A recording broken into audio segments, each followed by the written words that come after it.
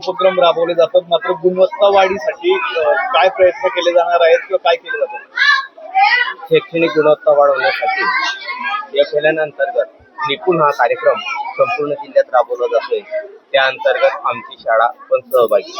आमच्या शाळेतील इयत्ता 2री ते 5वीच्या विद्यार्थ्यांना निपुण अंतर्गत हेतू अभ्यासक्रम तोही राबवला जाणार आहे आणि जुलै-ऑगस्ट पर्यंत जवळपास 50% आमच्या शाळेतले विद्यार्थी निपुण चाचणीमध्ये प्रगत झालेले आढळून येतील।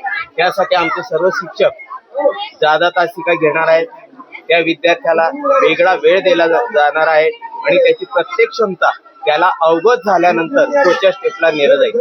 म्हणजे एकही विद्यार्थी आमचा शैक्षणिक गुणवत्तेमध्ये मागे राहणार नाही, अशा प्रकारे आमचं नियोजन करण्यात आलेलं आहे आणि ते आजपासून आम्ही राबवायला सुरुवात करतो। आज आमचा श्री गणेशा केलेला आहे आणि उत्साह वातावरण त्यासाठी आम्हाला गावातील ग्रामस्थांचंही सहकार्य मिळत आहे आणि विद्यार्थी पालक त्यांचंही सहकार्य आणि या सर्वांच्या जोरावर आम्ही आमचं उद्दिष्ट निश्चितच 2 ते 4 महिन्यात साध्य करण्याचा प्रयत्न राहणार आहे।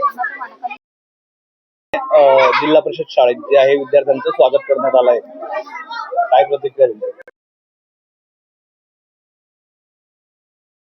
यावर्षी आपला शाळेचा प्रवेशोत्सव 2026-27चा आपल्या शाळेमध्ये एकदम अनोख्या पद्धतीने आपण साजरा केलेला आहे। यावर्षी आपण नवगतांच्या स्वागतासाठी मुख्य अट्रॅक्शन म्हणजे बैलगाडीमधनं नवीन मुलांना आपण त्यांची मिरवणूक काढली गावामधनं आणि सर्व मुलांना गुलाब पुष्प देऊन तसंच त्यांना शासनाचा मोफत गणवेश योजनेचा लाभ दिला, तसंच मोफत पाठ्यपुस्तक योजनेचा लाभ दिलेला आहे आणि सर्व मुलांना आपण गावामधनं मिरवणूक काढून त्यांचं एकदम आनंदी अशा वातावरणात मुलांचं स्वागत केलेलं आहे।